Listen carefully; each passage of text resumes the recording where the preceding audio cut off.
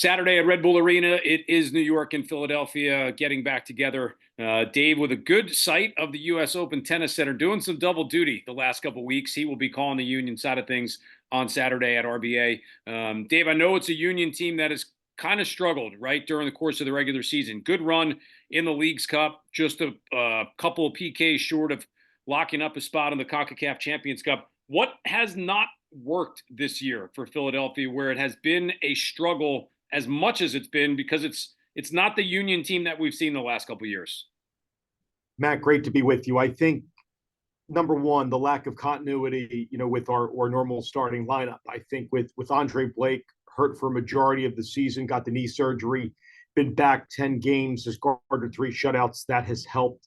I also think the transfer of Julian Carranza to Feyenoord in the Netherlands, losing him, but then the assertion of Ty Baribo, what he delivered, 11 goals in a 9-game run for Ty, was fantastic. But we didn't have Ty in the midst of the start into the midway point of the season. He wasn't playing all that much.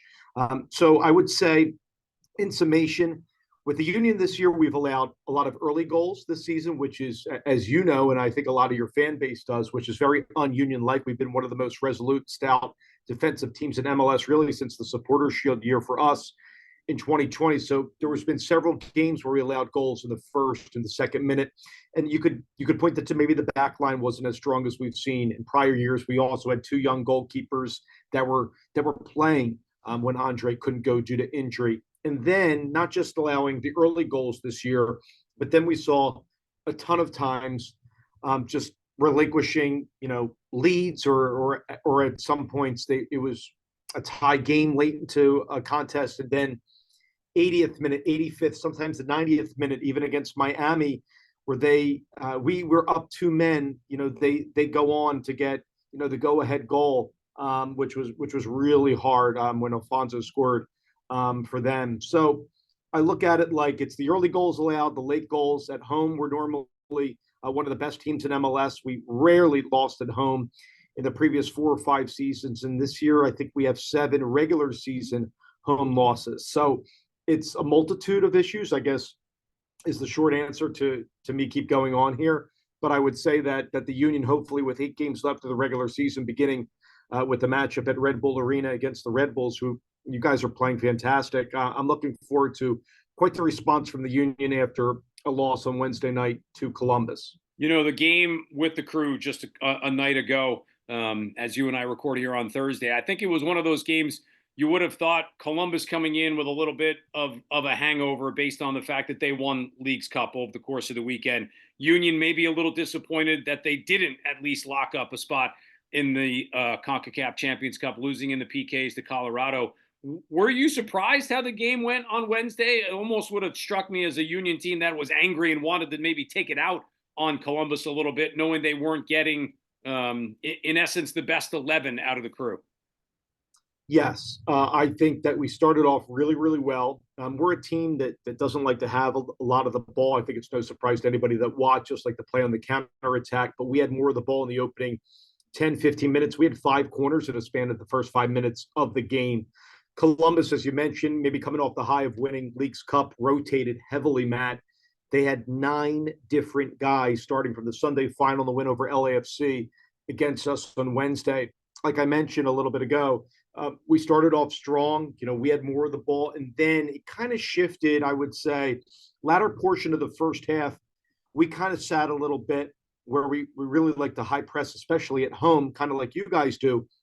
And their switch of play. I thought Derek Jones, for them, a former Philadelphia Union Academy player, called a lot of his games with formerly our second team called Bethlehem Steel back in 2016. Now, of course, Union 2. He was dynamic. I think he converted all but maybe 5 passes in the match in whole. So, we didn't generate enough scoring opportunity. We didn't rattle Schulte as much as we should have. There were a couple half chances for Ty Baribo and others. A couple good, corners swung in by Kai Wagner, is one of the best, as you know, delivering set pieces for us. But at the end of the day, there weren't too many attacking opportunities to rattle Columbus. They played a little different formation. Rather than a back 4, they played They play with the back three, the wing backs, the 3-4-2-1. I guess they've been playing a lot of that this year with the wing backs, but they were rotated. It wasn't Mo Farsi and Max Arvston, but then they score the 75th minute with Yao Yeboah when we lose a guy like him on the back post. Arvston serves one in, cross from the opposite side into the left wing, and Yeboah gets the header, and we can't keep it out, to help out Andre Blake. So I think the one thing I do want to say, especially to maybe a lot of your stakeholders watching, is that hopefully for the Union standpoint, they look at the run that they made in Leagues Cup after the ups and downs, and a lot of downs. I think the Union fans would tell you this season. The run hopefully can energize this team to make a push towards the playoffs. We've been, I think, in the playoffs every season. So I think since 2018, I think 2017 was the last time we weren't in. So we're in very uncharted territory for us. But arguably, I've talked with our staff, I've analyzed the data myself. I think that we have the toughest schedule out of everybody of the remaining games left. That's with you guys, New York City FC, Columbus again, and some others. Columbus, by the way, is on the road. Penultimate game, decision day for us is against Cincinnati. So with all the rotation against Columbus, I think the Union would tell you, yeah, at least you got to get a point in that game, and especially you're at home. And unfortunately, like the theme I told you to start this, we gave up the late goal in the 75th minute, and we lose the game again at home. So hopefully they rebound on Saturday. Dave, has to be a little bit of a worry going into the game at Red Bull Arena that it's a team that disappointed from Colorado, disappointed last night against Columbus, and now you can't afford to do any sort of roster rotation, right? If you're Jim Curtin, you've got to throw what you think right now is your best 11, because with 8 games remaining and just below the playoff line, you've got to figure a way to get some points out of these last 8. Look, I think these teams know our roster and who might start the game, and I think knowing our team and even Columbus, who doesn't make a lot of changes from one game to the next, despite doing that, but kind of an anomaly because they were coming off Leagues Cup and back into the regular season, and our place playing them twice in a span of a week. I expect Jim to roll out all our guys who are healthy and ready to go, and our normal starters should be out there playing the game. Look, as you mentioned, it's crunch time, so I don't see any surprises against the Red Bulls other than the Union. Like you said, 8 games to go in the regular season. As of now, we're, I think, a point out of a playoff spot. We're in 10th. Right before us, I think, is Atlanta in 9th.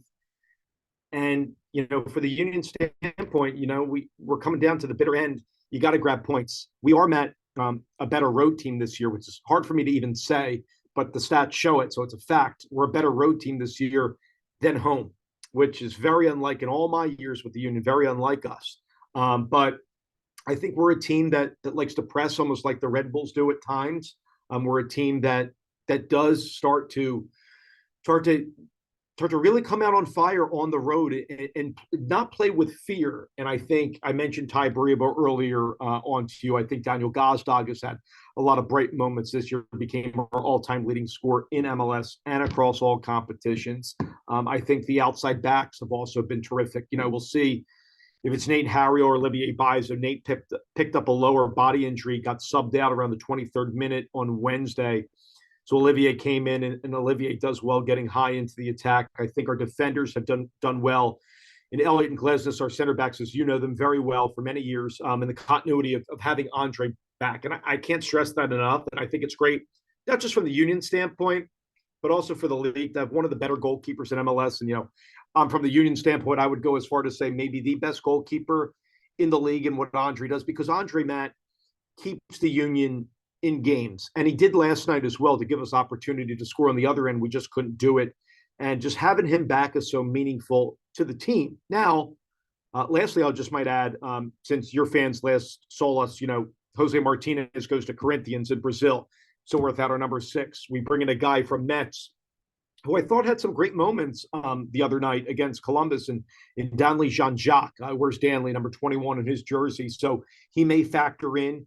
We lose a center back depth in Damian Lowe, who goes to Saudi Arabia in a transfer. So, with, like I said, with the emergence of Ty Baribo and some of these others, Mikel Uwa had a little bit of a run where he scored in back-to-back games in the Leagues Cup. Could he play a factor into the Red Bulls? Um, we'll see. But I think, with the way that you guys pressure us, I think we just got to be ready for it. And we know that high press is coming, that intensity.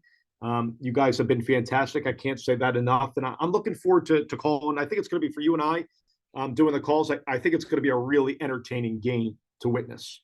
Always fun when these teams get together. I know from the Red Bull perspective, they're looking at getting 3 against the Union because it's been a little while since that's happened. Dave, I'll save the best for last. Tell everybody who's going to win the U.S. Open on the singles side for the men and the women.